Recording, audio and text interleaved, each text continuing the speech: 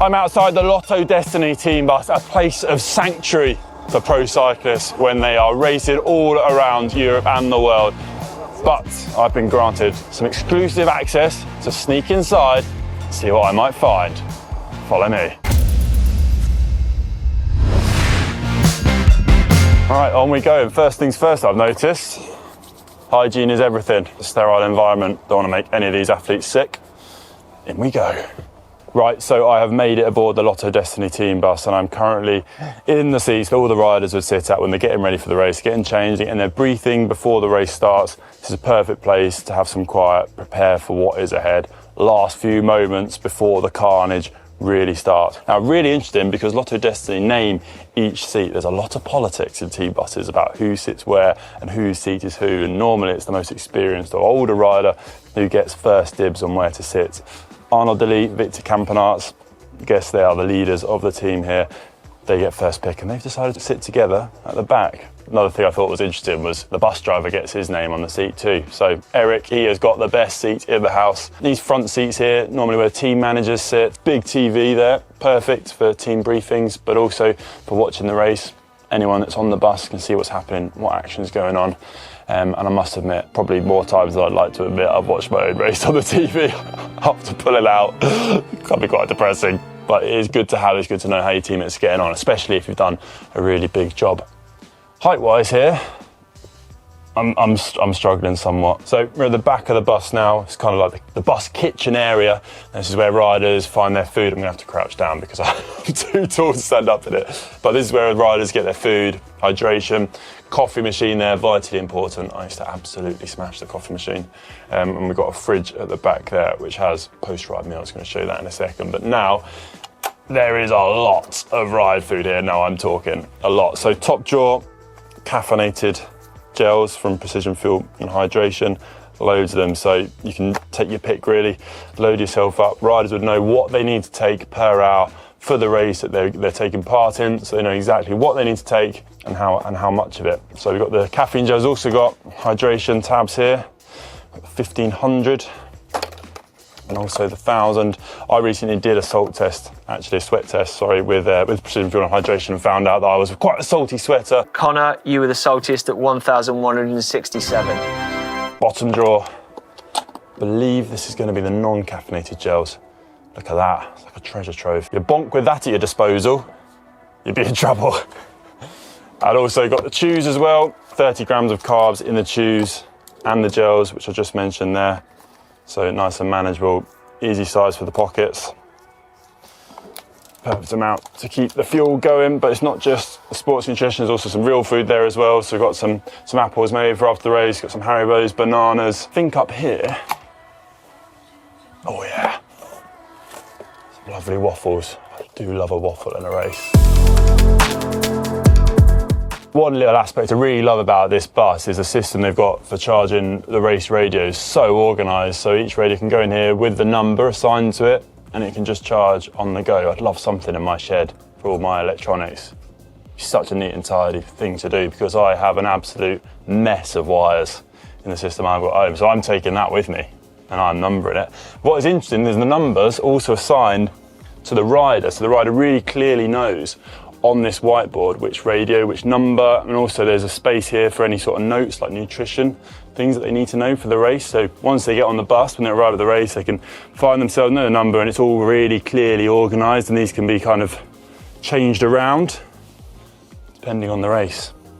Kind of wish I brought my own Conor Dud magnetic strip just to mess with things, but I probably shouldn't. But that is a cool little detail. Right, coming back to the fridge, check this out. Oh, look at that. There is some nice food in there. Meals all ready to go for the ride. As soon as they get in, they can horse into what looks to be pasta, some veggies, a bit of pesto. One thing you wouldn't want as a rider is for me to get on the bus first, which didn't actually happen that often because I'd have eaten all your food before you'd have got back here.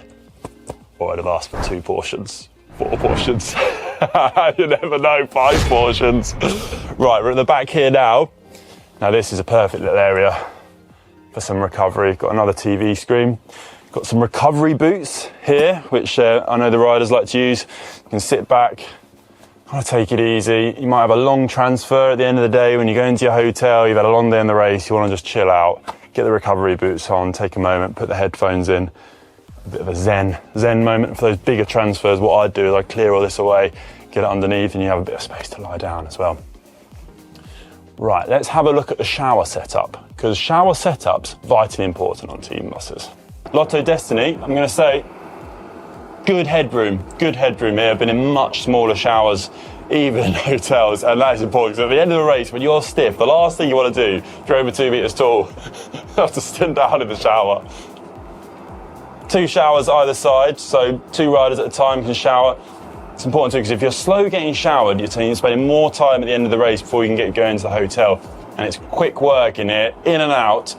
If you're faffing, no one's waiting for you, and you might not get your shower, because everyone wants to get back to the hotel, and then you start their recovery, start their massage, get their food in, get ready for the next races, or stage for a stage race that's coming up. So, yeah. Plenty to work with here. Soap dispensers as well, either side. You don't have to faff around with your shower gel.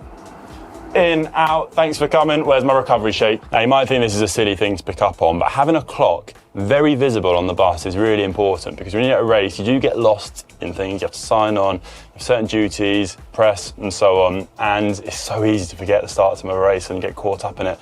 So always knowing what the time is, very, very important, and knowing it's the accurate time too. Of course, you could just buy a watch, but better to have a clock on the wall so everyone's on the right page. Now, moving on to toilets. So, looks like this is one toilet in here. Someone's busy. But yeah, that's where riders do their business. Let's try this one instead. So we've got another toilet. This is just for a standing wee. Means there's no hold-ups on the queuing system. So we're over to the fridge area before I go into the frozen goods though. Look at this. If you want a race cap, plenty of them there on offer. That's one for every day of the year. Love that. Love a race cap. Right, into the fridges. 3 small fridges here.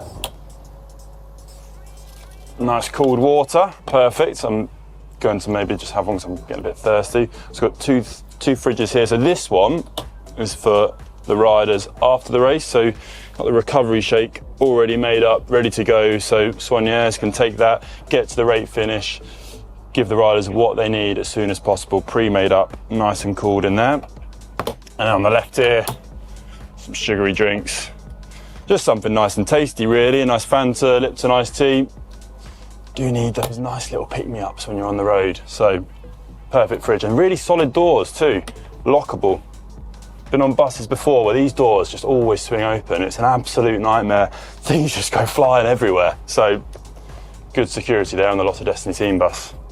Right now, I think we're going to head outside and see what storage options are available underneath the bus.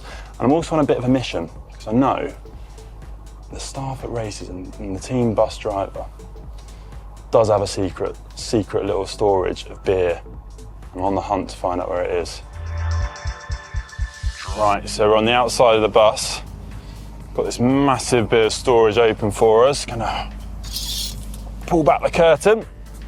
So in here, perfect bit of space to store trainers. So Lotto-Dstny, they're using tacks. They've got their rollers in here, ready for any riders that want to warm up or cool down after the race. And there's also plenty of space to put in additional trainers. Maybe if there's a time trial stage where the team is heading, they can really get this area full. Some quite nice chairs at the back there. So iron those up. Racks to store the bikes before the race. I'm just going to go over here and have a little look at what's in this bit. Nothing interested, just wiring. One little detail I like on the outside of the bus, television screen. So any fans that are waiting for the race to finish or just, you know, kind of milling around, they can play the action on here. Really cool little thing. Outside TV, who'd have thought it? It's locked. Locked too.